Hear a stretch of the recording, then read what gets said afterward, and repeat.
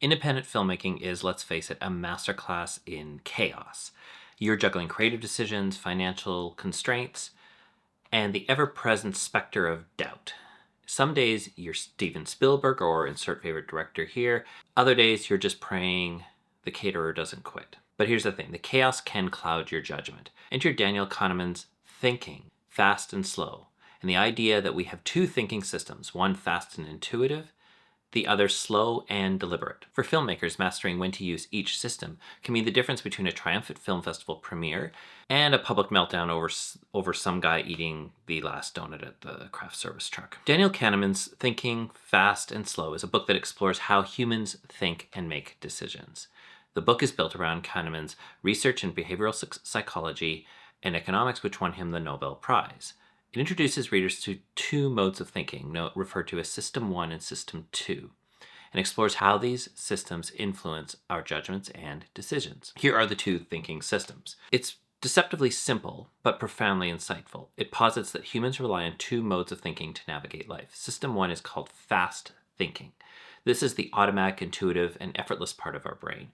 It works quickly to process information and make snap judgments. For example, you recognize an actor's face on TV, you decide to swerve when a ball rolls into the street, or you instinctively choose the cheaper camera lens when comparing two options.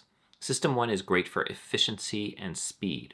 It's the part of your brain that allows you to direct on the fly, adapt to on-set emergencies, and quickly assess whether a shot, quote, feels right. But it's also lazy, and it's prone to error. It relies on shortcuts, where psychologists call heuristics, which can lead to biased or irrational decisions. System 1 fast thinking is automatic, intuitive, and quick. It operates effortlessly and is responsible for gut reactions, instincts, and snap judgments.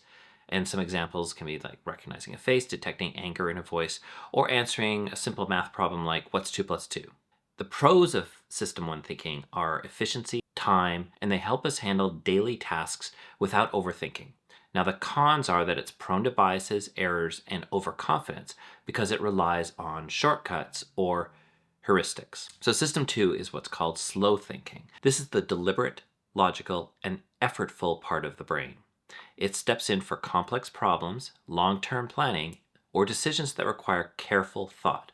Think about calculating your post-production budget, revising your screenplay for the 3rd or 10th time, debating whether to accept a distributor's offer or hold out for a better deal, or to take your distributor's offer to your lawyer instead of just being excited that someone offered you something for your film. System 2 is slower and it requires mental energy and can often be overridden by System 1 if we are not careful, but it's where rational decision-making thrives. System 2, slow thinking, is deliberate, logical, and effortful.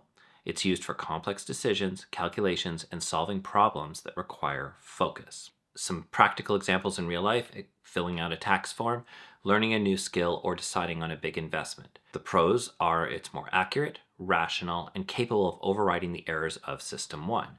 The cons are that it is slow, mentally taxing, and lazy. It prefers to let System 1 take over whenever possible. So let's talk about some of the key themes and insights of this.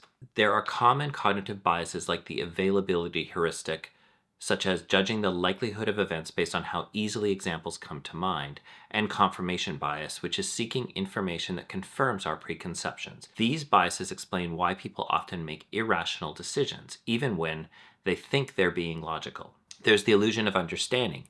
Humans are storytelling creatures. We crave coherent narratives, even when the world is complex and random. This leads us to overestimate how much we understand and underplay the role of chance. Number 3, loss aversion. There's research on prospect theory that shows that humans dislike losses more than they enjoy equivalent gains. For example, losing $50 feels worse than the pleasure of gaining $50. And this explains risk-averse behavior, even when taking risks might lead to better outcomes. Number 4, there's an anchoring effect. People rely too heavily on initial information, the anchor, when making decisions. For example, you're told a jacket is originally $500 but now costs $200, you're more likely to buy it, even if it's not worth $200. Fifth is overconfidence. System 1 loves certainty even when it's unwarranted. People often overestimate their abilities and knowledge, which can lead to poor decision making.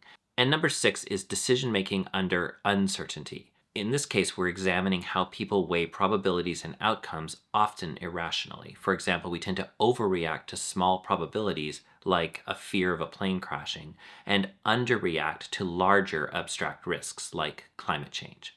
Some practical applications for thinking about this in daily life. In terms of your personal decisions, it's important to recognize when you're relying too heavily on your gut, which is your system 1 brain, and consciously engage system 2 for important choices.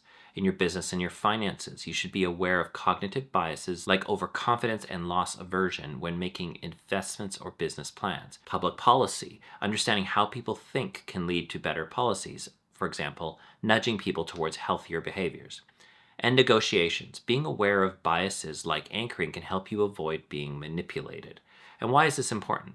Thinking fast and slow reveals the inner workings of the human mind and explains why we often make irrational decisions. And by understanding how our thinking systems operate, we can recognize our cognitive blind spots and make better, more deliberate choices. Okay, so how do we apply this to our approach to making films? There's a dance between the systems. Here's the kicker. We rely on system 1 far more often than we should. It's easier and less taxing. So we let it make decisions that really require the attention of system 2. For filmmakers, this can lead to impulsive actions like signing a contract without reading the fine print or greenlighting an expensive location without considering cheaper alternatives. But this isn't just about dismissing system 1, it's about knowing when to pause and engage system 2. Because fast thinking can be gold. Let's give credit where it's due. Your gut instincts are the reason you became a filmmaker in the first place.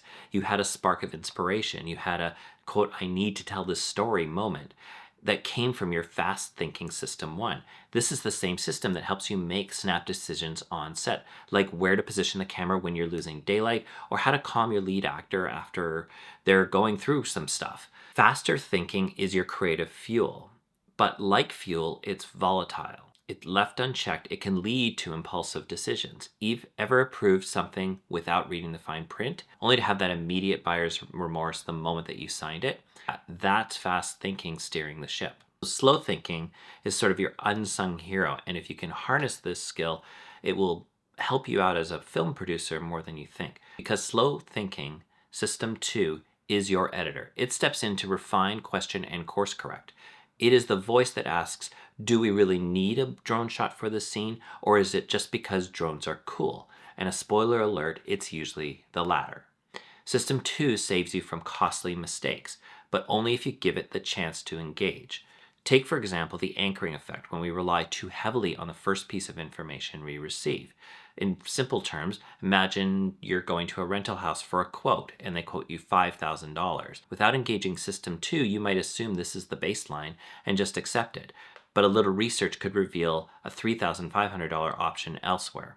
And it can be the same thing in just choosing the equipment in the first place. You default to the package that you're offered and told this will cost X amount of dollars without actually looking and doing the research to figure out what exactly do we need. So how to apply this as a filmmaker? The key is knowing when to slow down and let your system 2 take over. The next time you're tempted to make a snap decision, ask yourself, is this decision fueled by fear, ego, or urgency? What's the worst that could happen if I waited 24 hours? And who can I consult to give me a fresh perspective? All right, so another system 2 thought is called disassociation, which is getting out of your own way. So let's talk about your ego. Whether you're directing your first short film or producing your 10th feature, it's easy to conflate criticism with personal attacks. One of the most powerful tools we have is the ability to disassociate, to step outside ourselves and see the bigger picture. When someone criticizes your work or offers unsolicited advice, your fast-thinking system might interpret this as a threat, like they just don't believe in me. But what if you paused and reframed it? What if instead of seeing the critique as an attack, you saw it as an opportunity to improve, or simply as someone else's perspective that doesn't have to define your own worth? On one project once, I had a heated disagreement with a crew member over perceived power play they were attempting to force my hand. My instinct was to pull rank, insist on my own authority, and make it clear who was in charge. But then I disassociated. I stepped out at the moment and asked myself, what's the bigger goal here? By letting go of my ego, I opened the door to a stronger working relationship. Doesn't mean I was right or the crew member was right, Nor did it mean we were suddenly best friends, but for what I needed to accomplish moving forward, we accomplished our goals. And there's always time after to evaluate, debrief, have exit interviews, and so on, and make decisions about working together again in the future. Pause before responding. If someone challenges you on set, take a moment before replying. Even a 5-second pause can shift your perspective. Focus on the project, not the person. Frame every conflict in terms of what's best for the film, not for your ego. And ask for input. When emotions run high, bring in a neutral third party to weigh in. Collaboration is the cornerstone of filmmaking. Some closing thoughts on using this as an independent filmmaker's mindset. Independent filmmaking is a wild ride. It demands creativity, resilience, and the ability to make decisions on the fly. But the most successful filmmakers know when to take a beat, let their slow thinking system take the wheel, and disassociate from the ego-driven chaos. So the next time you're on set, facing a tough call or a heated moment, just remember this video. Pause, reflect, and always keep the bigger picture in mind, the story you're trying to tell. Because in the end, filmmaking isn't just about thinking fast or slow, it's about thinking deeply. That's it for today. I'll see you tomorrow.